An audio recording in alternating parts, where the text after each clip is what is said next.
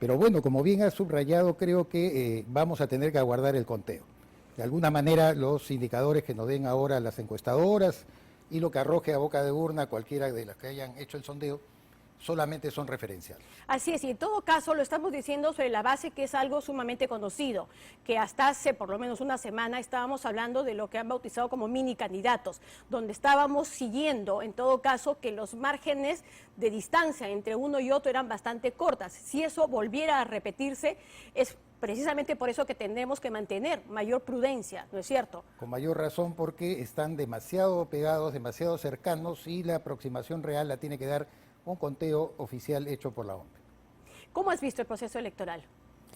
Confuso, bastante peculiar, atípico como esperábamos como consecuencia de la pandemia, pero en efecto, por lo menos va a ser el fin de un ciclo y creo que ingresamos a otro bastante disruptivo, donde hay que mirar no solamente el escenario de quién puede pasar a la segunda vuelta, sino qué va a pasar con el Perú a partir del 28 de julio. Sí, pero en todo caso siento que a pesar de los primeros inconvenientes de las primeras horas del día y que además estaban focalizados en 6 distritos de Lima, no en el resto del país, el resto de la jornada se ha desarrollado pues, de manera más o menos normal dentro de la atipicidad, podría decirse, ¿no es cierto?, de estas circunstancias. ¿Coincides con eso?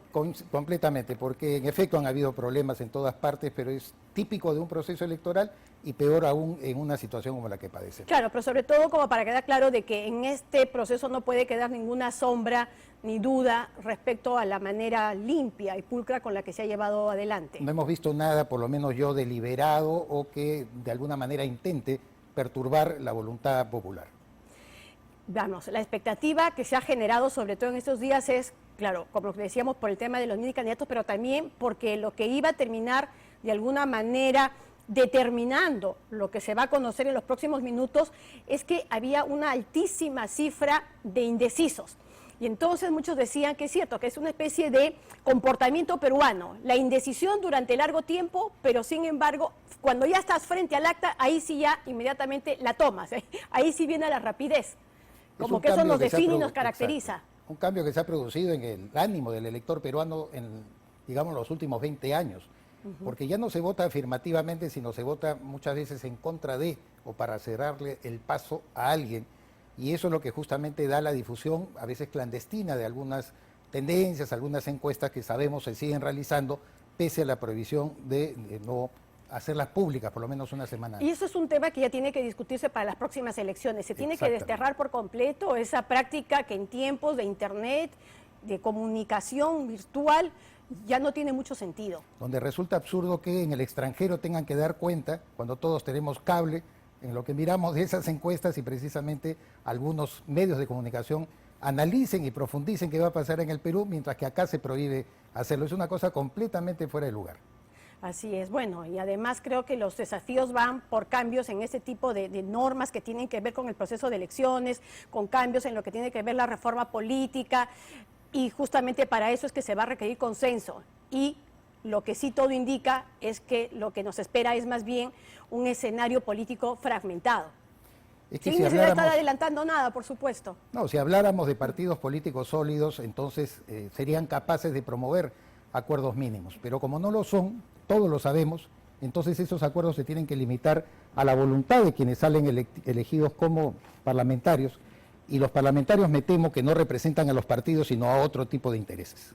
Así es. Bueno, y también estaba leyendo hoy día algunos artículos que tienen que ver además con miradas ya psicológicas, porque también hablan de los peruanos yendo a las urnas en un estado de depresión, ¿no? O sea, como tú dices, sí, claro, tenemos que estar siempre yendo para escoger el mal menor, pero a esto se suma el tema de la pandemia, una pandemia que a diferencia de otros países, en esta se ha sentido pues de una manera muy marcada, el tema de la falta de oxígeno, el tema de las camas UCI, toda esa angustia y frustración, y el tema de la crisis económica. O sea, ¿es un elector deprimido, crees tú? En efecto, y además lo va a traducir en su voto. Ahora que se den los resultados, los primeros que podemos analizar, quizás veamos parte de esa depresión expresada también como manifestación de voto para afirmar o negar a alguien. Reitero de que eso es más o menos lo que está imperando en el Perú en los últimos años. Pero peligroso, ¿no? Muy riesgoso porque no tenemos un sistema político, hay que decirlo, sólido. Y el sistema se ha ido deteriorando, ha ido bajando su nivel. y creo que las normas, pese a la buena voluntad de la reforma política, no han logrado conseguir el objetivo de poder construir un sistema político distinto y diferente. Pero los políticos tampoco han ayudado mucho. No ayudan porque son justamente son tributarios del sistema que les permite a ellos ser visibles, actuar, y por lo tanto no hacen esfuerzos, ni han hecho ningún esfuerzo por reformarlo a profundidad. Mira cómo han pasado 20 años desde la caída de Fujimori, que fue el primero que pervirtió el sistema de partidos políticos. Nadie se acuerda que en el año 2000 él postuló por una coalición de 5 partidos. 3 de ellos eran un cascarón, que simplemente lo creó para banalizar la existencia de los partidos. Y ahora todos siguen exactamente la misma línea. 20 años después, yo me temo que las reformas no han sido precisamente para acabar con esa banalización del sistema de partidos políticos. No, y además de esto, vimos también el caso de varios partidos políticos, varios presidentes de la República vinculados a hechos de corrupción. Esto es algo que ha golpeado pues severamente. En efecto, es lo previo a la pandemia además, ¿no? Ya el desaliento y el desafecto a la política viene desde toda la crisis que ha traído Lavallato y cómo ha comprometido a una gran cantidad de actores políticos del mayor nivel, ¿no? ¿Y qué podemos hacer desde la sociedad civil, como siempre se dice, para poder contribuir a mejorar, fortalecer todo este sistema? Yo creo, Rosana, que la sociedad civil va a cobrar protagonismo a partir del 28 de julio, ante un Congreso fragmentado, con intereses diversos, que además representan intereses fácticos de distinta índole, muchos lindando con la ilegalidad, la minería ilegal, el narcotráfico, la tala ilegal, el tráfico de terrenos, la trata de personas. Creo que la sociedad civil va a ser el actor más importante a partir del 28 de julio. Claro, pero eso también nos pinta como un país informal en absolutamente todo. Absolutamente, y por eso... Informal en sectores económicos, informal en la economía, informal en lo social, informal en la política, informal en todo.